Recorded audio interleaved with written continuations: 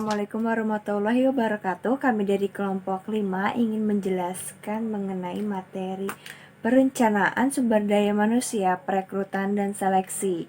Perkenalkan, nama saya Irma Julieta Olesari, NPM 0211191666. Saya akan menjelaskan mengenai perencanaan tenaga kerja. Revolusi Industri 4.0 merupakan puncak dari perkembangan teknologi informasi. Manusia saat ini tidak hanya bersaing dengan manusia lainnya, tetapi dengan robot dan mesin juga. Pengertian perencanaan itu sendiri merupakan suatu proses untuk mengantisipasi dan membuat ketentuan mengenai pergerakan tenaga atau orang ke dalam, di dalam, maupun yang keluar dari perusahaan tersebut. Tujuan dari perencanaan yaitu menentukan kualitas dan kuantitas karyawan, menempatkan karyawan dalam pekerjaan dalam waktu dan tempat yang tepat, antisipasi atas permintaan dan penawaran tenaga kerja, menyediakan kesempatan kerja yang lebih luas bagi perempuan, warga minoritas, dan warga yang cacat, serta membimbing pendidikan dan pelatihan tenaga kerja. Sasaran utama dari sumber daya manusia yaitu kesesuaian antara orang dengan pekerjaannya. Perencanaan sumber daya harus mempertimbangkan jabatan atau pekerjaan apa nih yang akan sesuai dengan bakat dan minat seorang pekerja dengan apa yang akan ia kerjakan nantinya. Teknik-teknik perencanaan sumber daya manusia. Yang pertama, teknik tren untuk melakukan suatu estimasi atau peramalan pada masa yang akan datang.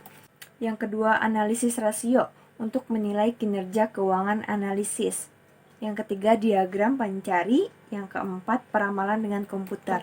Kemudian menentukan kebutuhan pekerjaan. Yang pertama, job analysis, melakukan eksplorasi secara sistematis suatu jabatan, melakukan studi dan pencatatan tanggung jawab, tugas, keterampilan yang harus dimiliki, akuntabilitas, lingkungan kerja, dan persyaratan kemampuan yang dibutuhkan. Yang kedua, job description, merupakan informasi tertulis yang berisi tentang tujuan dari dibentuknya suatu tugas atau jabatan. Yang ketiga, ada job specification, adalah pernyataan tertulis tentang kualifikasi pendidikan, tingkat pengalaman, kualitas khusus, keterampilan fisik, emosional, dan lain-lain. Perencanaan sumber daya manusia dan perencanaan strategis. Strategi usaha disusun untuk membantu perusahaan agar mampu memikirkan dan mengarahkan masalah-masalah yang menuntut perubahan dan memberikan kesempatan untuk mengatur perubahan-perubahan secara efektif. Yang pertama, ada analisa strategis. Berisi tentang sumber daya seperti apa yang dibutuhkan dan sumber daya manusia seperti apa yang tersedia. Yang kedua, formula atau rumusan strategis, berisi apa yang dibutuhkan dan diperlukan untuk menunjang sumber daya manusia. Yang ketiga, implementasi atau penerapan strategis, berisi tentang bagaimana sumber daya manusia dialokasikan. Sumber daya manusia harus ditempatkan di tempat yang dibutuhkan dan sesuai dengan keahliannya agar sumber daya manusia mampu bekerja secara optimal. Hubungan antara proses perencanaan sumber daya manusia dan proses perencanaan strategis. Yang pertama, ada analisis strategi, berisi identifikasi orang atau tenaga yang berkaitan dengan masalah-masalah perusahaan, menetapkan konteks tujuan perusahaan, kekuatan atau kelemahan perusahaan, untuk mengetahui apa yang menjadi kekuatan perusahaan dan apa sih yang akan menjadi kelebihan perusahaan tersebut. Kemudian ada peluang atau ancaman eksternal, peluang yang akan mengakibatkan pengembangan perusahaan dan ancaman yang akan menyebabkan perusahaan tersebut mundur. Kemudian ada sumber keunggulan kompetitif. Pebisnis harus meyakinkan konsumen untuk bersedia mengeluarkan waktu dan uangnya untuk mendapatkan manfaat dan nilai yang sepadan. Yang kedua, formula strategi. Formula strategi memperjelas kinerja yang diharapkan dan metode manajemen masa depan, meliputi nilai-nilai, panduan prinsip, misi perusahaan, prioritas dan tujuan, dan alokasi sumber daya. Alokasi sumber daya muncul karena sumber daya kita terbatas, sementara kebutuhan kita tidak terbatas. Jadi kita membutuhkan alokasi sumber daya. Yang ketiga, implementasi strategi, berisi tentang melaksanakan proses sumber daya manusia, kebijakan, dan praktek. Implementasi strategi melaksanakan proses untuk mencapai hasil yang diinginkan. Isinya sama dengan analisis strategi yang pertama. Kendala-kendala perencanaan sumber daya manusia. Yang pertama, standar kemampuan sumber daya manusia. Standar kemampuan sumber daya manusia yang pasti dan akurat itu belum ada. Jadi kita saat ini hanya memperkirakan ramalan-ramalan saja. Yang kedua, manusia itu sendiri. Manusia yang tidak dapat dikuasai sepenuhnya seperti mesin.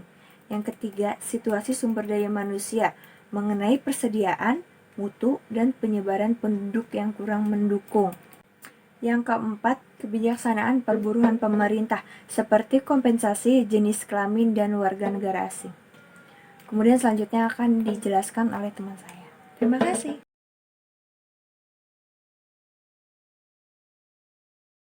Assalamualaikum warahmatullahi wabarakatuh.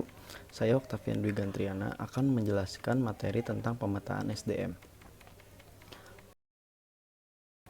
Pemetaan SDM berbasis kompetensi. Kompetensi didefinisikan sebagai karakteristik atau aspek pribadi yang mendasar pada diri seseorang. Diri seorang pegawai yang berpengaruh terhadap kinerja dan memungkinkan pegawai tersebut untuk mencapai kinerja yang superior. Aspek-aspek pribadi tersebut antara lain keterampilan, pengetahuan, sistem nilai, kepribadian, sifat, motif, sikap, dan perilaku. Berikut penjelasan terkait masing-masing aspek pribadi yang membentuk kompetensi seseorang. Yang pertama, keterampilan, yaitu keahlian atau kecakapan seseorang dalam melakukan sesuatu dengan baik. Yang kedua adalah pengetahuan, yaitu informasi yang dimiliki atau dikuasai seseorang dalam bidang tertentu. Yang ketiga, self-image, terdiri dari peran sosial dan citra diri. Peran sosial adalah citra yang diproyeksikan seseorang kepada orang lain, the outer self. Citra diri adalah persepsi seseorang tentang dirinya, atau the inner self. Yang keempat, nilai atau value, yaitu suatu keyakinan seseorang mengenai cara bertingkah laku dan tujuan akhir yang diinginkan serta digunakan sebagai prinsip atau standar dalam hidupnya. Yang kelima, motif, yaitu pemikiran atau niat dasar yang konstan dan menggerakkan, mengarahkan dan mendorong seseorang untuk bertindak atau berperilaku. Dalam pengelolaan SDM berbasis kompetensi, penting dilakukan adalah mengembangkan model dan standar kompetensi yang akan diterapkan sebagai dasar dalam melakukan penilaian kompetensi. Beberapa faktor yang mempengaruhi keberhasilan dan kegagalan dalam menerapkan manajemen SDM berbasis kompetensi. Yang pertama, faktor yang mempengaruhi keberhasilan manajemen SDM berbasis kompetensi. 1. Mengaitkan inisiatif dan pengelolaan kompetensi dengan strategi organisasi. Yang kedua, dukungan yang kuat dari manajemen puncak dan unsur-unsur terkait dalam organisasi dalam menerapkan manajemen SDM berbasis kompetensi. Yang ketiga, memastikan pengawasan dan evaluasi terus-menerus terhadap penerapan manajemen SDM berbasis kompetensi. Faktor yang kedua mengakibatkan kegagalan dalam penerapan manajemen SDM berbasis kompetensi. Yang pertama kan tadi keberhasilan, yang kedua ini adalah kegagalan. Faktor yang pertama, menyerahkan program dan kegiatan penerapan manajemen SDM berbasis kompetensi sepenuhnya kepada konsultan eksternal. Yang kedua, unit dan pegawai yang mengelola SDM dalam pelaksanaan manajemen SDM berbasis kompetensi lemah atau tidak memiliki keahlian yang dibutuhkan. Faktor yang ketiga, kurangnya dukungan pendanaan terhadap penerapan SDM berbasis kompetensi. Manajemen talenta adalah pendekatan organisasi yang terencana dan terstruktur untuk merekrut, mempertahankan, dan mengembangkan orang-orang yang bertalenta dalam organisasi. Tujuannya adalah untuk mempekerjakan orang-orang secara konsisten, memberikan kinerja unggul. Identifikasi pegawai yang bertalenta dilakukan melalui seleksi terhadap pegawai dalam organisasi, di mana untuk mengidentifikasi talent dilakukan penilaian terhadap 6 elemen, yaitu pengalaman, meliputi pengalaman kerja, diidentifikasi melalui penelusuran rekam jejak atau track record pegawai. Yang kedua, Profil kepribadian diidentifikasi melalui tes psikologi atau tes profil kepribadian, serta melalui identifikasi trait atau sifat kepribadian seperti kreativitas, kemampuan untuk bekerja di bawah tekanan, dan kemampuan memberikan penilaian. Yang ketiga, kualifikasi meliputi tingkat pendidikan dan pelatihan yang pernah diikuti pegawai, termasuk kualifikasi profesional yang dilakukan melalui sertifikasi kompetensi yang dimiliki. Keempat, keahlian mengidentifikasi kekuatan pribadi dan seperangkat pengetahuan yang dituntut. Kualitas yang diharapkan dapat mencakup kemampuan untuk menangani perubahan, kemampuan teknis, kemampuan komunikasi, dan fleksibilitas intelektual.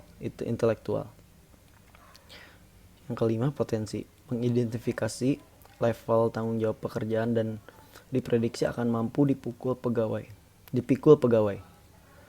Yang keenam, yang terakhir, kuantifikasi atau kinerja pegawai. Mengidentifikasi level prestasi yang dapat dicapai pegawai dalam aspek operasional pekerjaan. Mencakup kemampuan untuk mengintegrasikan dan menjalankan strategi organisasi, kemampuan mencapai target kinerja, mengelola bawahan. Assalamualaikum warahmatullahi wabarakatuh. Perkenalkan, nama saya Fani Damayanti, NPM 0211119168. Di sini saya akan menjelaskan tentang penyusunan perencanaan tenaga kerja untuk memastikan perolehan manfaat yang maksimal serta untuk menghindari adanya masalah dalam perencanaan sumber daya manusia yang tepat dan sesuai. Maka dibutuhkan langkah yang optimal. Beberapa poin langkah yang dapat dilakukan untuk efektivitas dan optimasi perencanaan sumber daya manusia adalah sebagai berikut. Yang pertama adalah merekrut sesuai kebutuhan. Dalam perekrutan ini, sebaiknya tentukan syarat yang diinginkan, sesuaikan dengan posisi apa yang sedang dibutuhkan, dan pastikan mencari kandidat yang terbaik sesuai yang diharapkan. Yang kedua adalah mendata karyawan sesuai potensi dan bakat. Pastikan bahwa data karyawan tersebut akurat, termasuk latar belakang pendidikan, pengalaman, serta keahlian yang dimiliki oleh setiap karyawan. Meskipun tahapan ini terlihat sederhana dan sepele, tetapi ini sangat penting dilakukan untuk melakukan perencanaan yang baik dan efektif. Yang ketiga adalah mengarahkan dan memberikan pelatihan. Setelah melihat peta kekuatan karyawan sesuai dengan kemampuannya, selanjutnya adalah mengembangkan minat dan bakat karyawan tersebut melalui pemberian pelatihan yang sesuai dengan bidang yang dikuasainya. Yang keempat adalah tingkatan persaingan yang sehat. Dengan adanya persaingan tersebut, maka perusahaan dapat membuat karyawan memaksimalkan potensinya. Dan yang terakhir adalah pemantauan dan pengawasan. Bila semua telah dilakukan, sebaiknya lakukan pemantauan dan pengawasan. Terima kasih. Halo semuanya, perkenalkan nama saya Diana Puspita Sedekasan. Saya akan mempresentasikan atau menjelaskan tentang rekrutmen. Nah, sebelum itu kita akan mengetahui pengertian dari rekrutmen itu sendiri. Rekrutmen itu adalah suatu proses yang menentukan dan menarik pelamar yang mampu untuk bekerja dalam suatu perusahaan. Dan selain itu juga ada pengertian rekrutmen menurut Gray Dessler. Menurut Gray Dessler, rekrutmen adalah kegiatan atau aktivitas apapun yang diadakan oleh organisasi dengan tujuan utamanya mengidentifikasi dan menarik karyawan yang potensial. Selanjutnya ada tujuan dari rekrutmen itu sendiri. Tujuannya adalah menerima pelamar sebanyak-banyaknya sesuai dengan kualifikasi kebutuhan perusahaan itu sendiri dari berbagai sumber hingga memungkinkan akan terjaringnya calon karyawan yang berkualitas tertinggi yang terbaik. Nah teman-teman, selain ada pengertian, tujuan, dan ada pun proses dari rekrutmen. Pertama yaitu perencanaan sumber daya manusia. Nah, selain itu juga ada permintaan khusus dari manajer. Nah, mungkin permintaan dari manajer itu permintaan khusus dari manajer ketika manajer melihat bahwa ada posisi pekerjaan tertentu yang sangat amat membutuhkan sumber daya manusia lebih banyak lagi, seperti itu. Selanjutnya ada lowongan tersedia ketika seluruh perusahaan sudah merencanakan untuk membuka pekerjaan untuk para calon pelamar, maka perusahaan tersebut menyiapkan apa saja posisi pekerjaan yang sangat amat membutuhkan sumber daya manusia atau posisi yang kosong dan sangat amat dibutuhkan dari perusahaan tersebut. Selanjutnya ada lowongan yang tersedia. Nah, lowongan tersedia ini kan ketika perusahaan sudah merencanakan sumber daya manusia yang dibutuhkan dari perusahaan tersebut, maka otomatis perusahaan tersebut membuka lowongan pekerjaan untuk calon-calon pelamar dan calon-calon karyawan di perusahaannya. Proses ketiga ada analisis jabatan.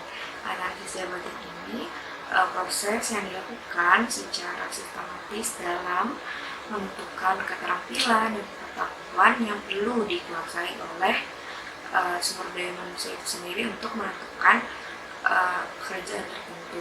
Ada analisis jabatan, ada pun juga pendapat dari manajer. Proses keempat ada persyaratan yang dibutuhkan. Nah, pastinya di suatu perusahaan tersebut akan memberikan persyaratan untuk calon karyawannya. Nah, misalnya lulusan S1, komunikasi, dan banyak hal lainnya. Nah, selanjutnya itu proses kelima ada metode penarikan. Nah, metode penarikan ini ada eksternal dan internal. Nah, apa aja sih di dalamnya? Nah, nanti akan dijelaskan selanjutnya. Nah, proses terakhir itu ada karyawan yang memuaskan.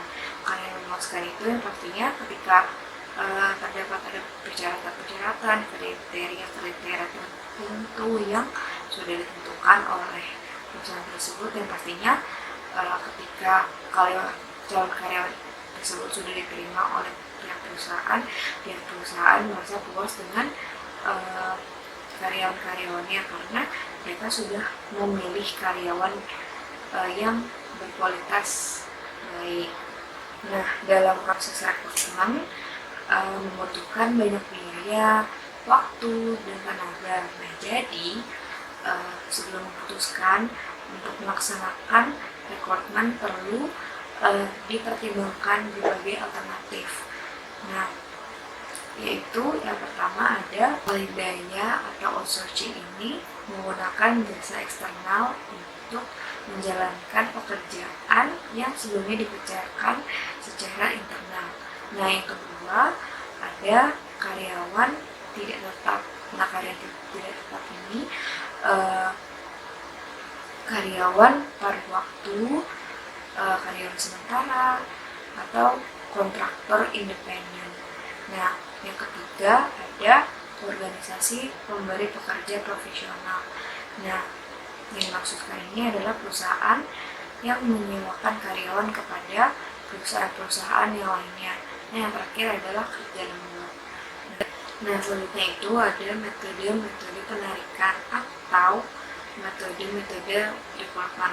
Metode ini dibagi menjadi dua. Yang pertama itu ada metode penarikan internal, yang kedua ada metode penarikan eksternal. Nah, kita bahas yang pertama dulu ya.